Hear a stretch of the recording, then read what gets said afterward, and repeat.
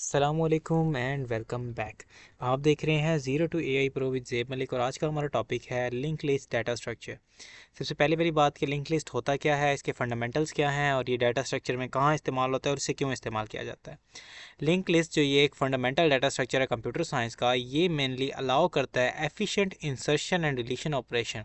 Arrays के compare किया जाए तो उससे बेटर ऑपरेशन अलाउ करता है, उससे ज़्यादा एफिशिएंट इंसर्शन और डिलीशन होती है अरे की तरह। इसके अंदर it is also use to implement other data structure. इसे अरे की तरह दूसरे डाटा स्ट्रक्चर इंप्लीमेंट करने के लिए इस्तेमाल किया जाता है, जिस तरह के स्टैक क्यू और डी क्यू वगैरह हैं। इसका कंपैरिजन करते हैं लिंक लिस्ट और अरे का। सबसे पहले पहले देखें लिंक लिस्ट के अंदर हमारे पास हेड होता है एक, और एक हमारे पास टेल होती है। हेड के अंदर एक हमारे पास डाटा का वेरिएबल होगा, दूसरा एड्रेस का होगा।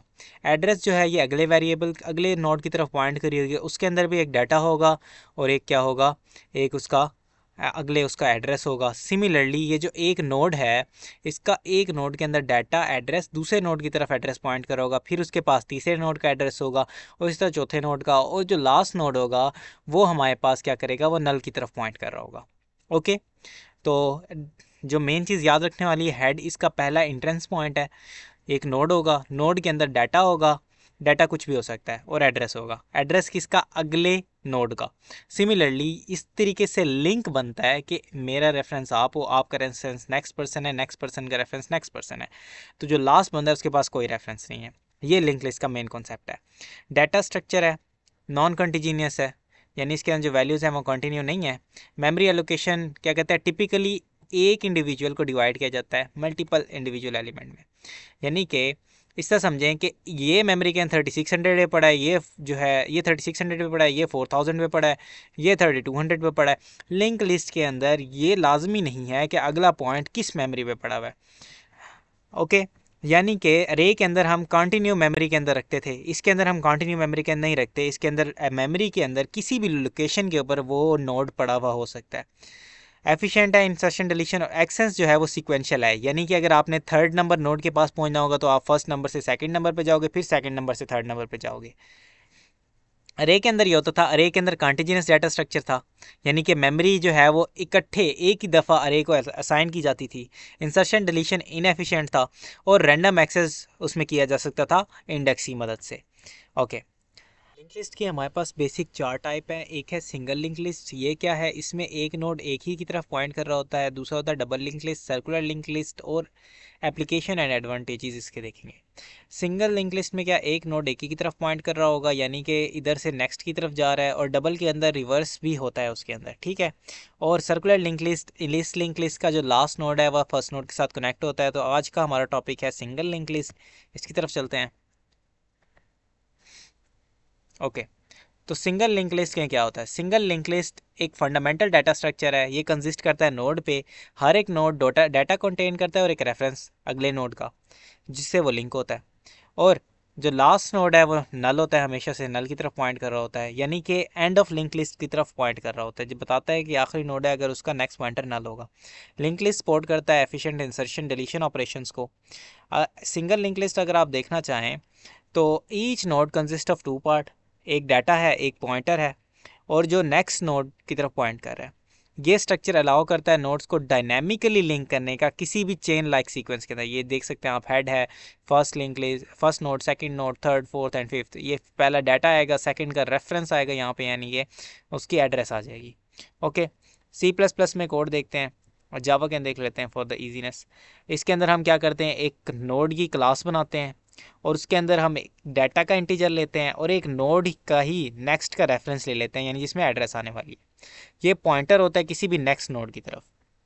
ओके, फिर इसका हम एक कंस्ट्रक्टर बनाएंगे। कंस्ट्रक्टर के अंदर हमने इंटीजर टाइप का डाटा लिया है जो कि हम डाटा देंगे, और जो नेक्स्ट है ये स्टार्टिंग के अंदर नल की तरफ पॉइंट करेगा, यानी कि अगर हमारा एक ही हेड बना है तो हमें नहीं पता कि हम इस जगह के नोड के बारे में बात करें, इस वाले के बारे में बात करें या लास्ट वाले के बारे में बात करें। अगर स्टार्टिंग का एक ही नोड है तो हमेशा से लिंक लिस्ट वहीं से स्टार्ट हो रही है, वहीं ख़त्म हो रही है, तो वो नल की तरफ ही पॉइंट करना चाहिए। इस एग्जाम्पल के अंदर क्या कहते हैं, नोड क्लास कंटेन करती है इंटीजर डाटा फील्ड को, जो स्टोर करता है किसी भी इंफॉर्मेशन को, और एक पॉइंटर जो कि नेक्स्ट नोड की तरफ इस्टेब्लिश कर रहा होता है, लिंक को उसकी तरफ पॉइंट कर रहा होता है लिस्ट के अंदर। क्रिएट फर्स्ट नोड, सबसे पहला पहला काम क्या होता है लिंक लिस्ट के अंदर, कि हमें नोड क्रिएट करना होता है, पहला नोड और फर्स्ट नोड, और हमने डाटा को स्टोर करना होता है उसके अंदर, और उसको हेड के तौर पे हम मार्क कर लेते हैं। ओके, फिर दूसरा काम होता है सेकंड नोड को क्रिएट करना। मेमोरी एलोकेट की जाती है सेकंड नोड को और उससे स्टोर किया जाता है डाटा को उसके अंदर, जाहिर सी बात है। और फिर लिंक किया जाता है फर्स्ट नोड को नेक्स्ट न्यू नोड के साथ। तीसरा होता है थर्ड नोड, एलोकेट किया जाता है थर्ड नोड को मेमोरी, सिमिलरली डाटा स्टोर किया जाता है उसके अंदर, और वो जो है सेकंड नोड के जो नेक्स्ट होता है उसको थर्ड नोड के साथ लिंक किया जाता है। सेट इट्स, जो इसका अगला नोड होगा वो हमेशा नल है अगर, क्योंकि ये लास्ट नोड है इस केस के अंदर। जावा के अंदर देखेंगे कि इंटीजर डाटा टाइप है हमारे पास, नोड नेक्स्ट हमने नल कर दिया। एक बेसिक कंस्ट्रक्टर है जो कि हमारा स्टार्टिंग कराने में मदद करेगा, डिस डॉट डाटा लेगा और डिस डॉट नेक्स्ट लेगा, डाटा न्यू डाटा इसके अंदर जाएगा जो भी हमारा इंटीजर डाटा है, और नल जो है ये हमारा रेफरेंस उसके अंदर चला जाएगा। अब हम एक क्लास बनाएंगे, नोड हेड के नाम से लेंगे, जो हमारा नया नोड बनेगा। फिर अगला नोड जो नेक्स्ट होगा वो भी नोड ही है, और जो नेक्स्ट का नेक्स्ट यानी कि ये पॉइंट कर रहा है सेकंड नोड की तरफ, नोड डॉट नेक्स्ट, ये नेक्स्ट नोड की तरफ पॉइंट कर रहा है। ओके, और फिर हेड का जो नेक्स्ट का नेक्स्ट है ये पॉइंट कर रहा है न्यू नोड की तरफ, यानी कि थर्ड नोड की तरफ। सिमिलरली जितनी दफ़ा हम नेक्स्ट करते जाएंगे उतने नंबर का नोड, यानी कि ये second node, third node, fourth node की तरफ पॉइंट कर रहा है, एंड सो ऑन जितना रहते जाए। और जो हमारा लास्ट नोड है वो ऑटोमेटिकली क्या बनेगा, वो ऑटोमेटिकली नल की तरफ पॉइंट कर रहा होगा, इसलिए वो लास्ट नोड है। फर्स्ट नोड का नाम ही हमने हेड रखा है, तो हेड का अगला नोड सेकंड नोड, और हेड के अगले का अगला नोड थर्ड, और हेड के अगले का अगला node fourth, and so on. जबकि हेड जो है हमारा नल नहीं है। अगर हमारा हेड नल होगा तो हमें कहेगा कि हेड का डाटा नल है, मतलब हेड को प्रिंट नहीं कराएगा। और अगर हमारा मतलब हेड नल हो जाता है तो ये उसको प्रिंट नहीं करवाएगा। फॉर एग्जांपल मतलब ये पूरी की पूरी लिंक लिस्ट को प्रिंट करा रहा है, सबसे पहले नोड को प्रिंट करा रहा है, क्योंकि अब जो है ये हेड डॉट नेक्स्ट के अंदर पहला नोड था। अब फिर जैसे ही ये प्रोग्राम एक दफ़ा रन हो गया दूसरे राउंड आउट में आएगा, फिर प्रिंट करवाएगा। फिर जो अब ये हेड है ये थर्ड नोड बन जाएगा, यानी कि हेड के अंदर हेड डॉट नेक्स्ट यानी अगले नोड की एड्रेस आ गई। अब ये जो हेड है ये अगला नोड बन चुका है, तो ये हम इसे प्रिंट करवाते जाएंगे। इस तरीके से हमारी आउटपुट 10, 20, 30 जो हमारा इंटीजर डाटा है वो आ जाएगा। कॉमन ऑपरेशन जो है हम लिंक लिस्ट पे परफॉर्म करते हैं वो ये हैं। पहला ये मोस्ट कॉमन वन ये है कि ट्रांसवर्सल, हम ट्रांसफर्स करते हैं सिंगल लिंक लिस्ट को। इंसर्शन यानी कुछ भी उसके अंदर इंसर्ट करना होता है, कुछ ऐड करना होता है बिगेनिंग के अंदर, एंड के अंदर, या फिर किसी भी स्पेसिफिक लोकेशन पे। कुछ डिलीट करना होता है, कुछ सर्च करना होता है। डिलीट भी हम स्टार्टिंग से भी कर सकते हैं, एंड से भी कर सकते हैं, किसी स्पेसिफिक लोकेशन से कर सकते हैं। सर्चिंग करनी होती है, अपडेटिंग करनी होती है, मॉडिफाई करना होता है, यानी कि किसी एक नोड को मॉडिफाई करना है, उसका भी तरीका देखेंगे। रिवर्सल देखेंगे कि लिंक लिस्ट को किस तरह रिवर्स किया जाता है, लास्ट नोड को किस तरह हेड बनाया जाता है और फर्स्ट नोड को किस तरह लास्ट बनाया जाता है। ओके, एप्लीकेशन लिंक लिस्ट की क्या है, इससे पॉलिनोमियल अरिथमेटिक के अंदर यूज़ किया जाता है, रिप्रेजेंट करती है और इवेल्युएट करती है पॉलिनोमियल को, हर एक नोड को जो इसने स्टोर किया हुआ है, और एफिशिएंट एक्सपोनेंट देती है। इसके अलावा स्पार्स मैट्रिसेस के अंदर एफिशिएंसी को रिप्रेजेंट करने के लिए स्पार्स मैट्रिक्स के अंदर लिंक लिस्ट का इस्तेमाल किया जाता है, क्योंकि ये नॉन जीरो वैल्यूज़ को ही सिर्फ स्टोर करता है। मेमोरी मैनेजमेंट सिस्टम के अंदर, ऑपरेटिंग सिस्टम के अंदर हम फ्री ब्लॉक्स ऑफ मेमोरी को हीप मैनेजमेंट के लिए ऑफन लिंक लिस्ट की मदद से ट्रैक किए जाते हैं। ओके, और हैशिंग चेनिंग इन हैश टेबल्स, इसको कोलिजन और हैश मैप बकेट लिस्ट के अंदर स्टोर किए जाते हैं। फाइल सिस्टम मैनेजमेंट के अंदर भी लिंक लिस्ट के तौर पे टेबल्स वगैरह बनाए जाते हैं।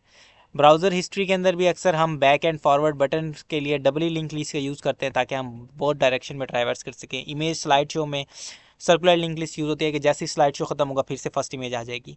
जॉब शेड्यूलिंग या CPU शेड्यूलिंग भी इसे कहा जाता है। इसमें प्रोसेस वेटिंग के लिए भी, क्यू को मैनेज करने के लिए भी हम लिंक लिस्ट का यूज़ करते हैं। बिग इंटीजर अर्थमेटिक के अंदर जिधर बहुत ज़्यादा बड़े बड़े नंबर यूज़ होते हैं वहाँ पर भी हम लिंक लिस्ट का यूज़ करते हैं, कि डिजिट बाय डिजिट हमने जाना होता है एक एक करके।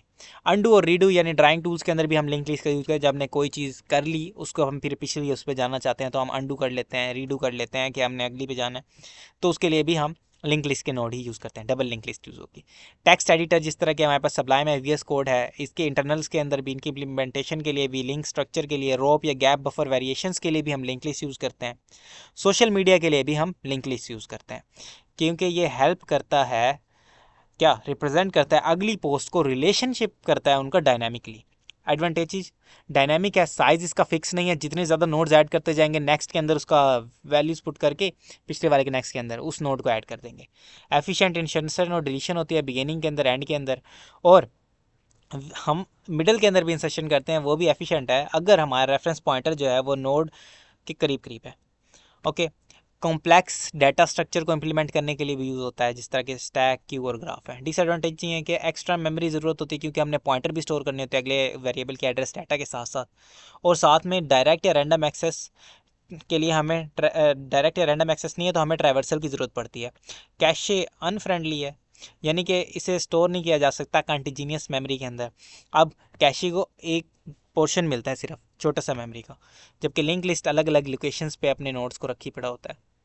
ओके, तो लिंक लिस्ट हम तब यूज़ करेंगे, आप इसको सिंपल से बताता हूँ कि मिसाल के तौर पे आपके पास यूनिवर्सिटी के स्टूडेंट है जो 50,000 प्लस, आप एग्जांपल ले लें, स्टूडेंट है, और उन स्टूडेंट्स के आप लिंक लिस्ट के स्टोर कराते हैं, तो हर एक स्टूडेंट का एक नोड बनेगा, सिंगल लिंक लिस्ट के अंदर बात कर रहा हूँ, ठीक है। और अब आपने स्टूडेंट नंबर 100 के पास जाना है, तब तो आप नेक्स्ट नेक्स्ट नेक्स्ट नेक्स्ट करते जाएंगे 100 टाइम ट्रैवर्स करेंगे और आप 100 नंबर स्टूडेंट के पास पहुंच जाएंगे। लेकिन अगर आपने 1000 नंबर स्टूडेंट के पास पहुंचना है, बहुत ज़्यादा कंप्यूटेशन लगेगी, टाइम ज़ाया होगा, लूप बहुत ज़्यादा देर चलेगी।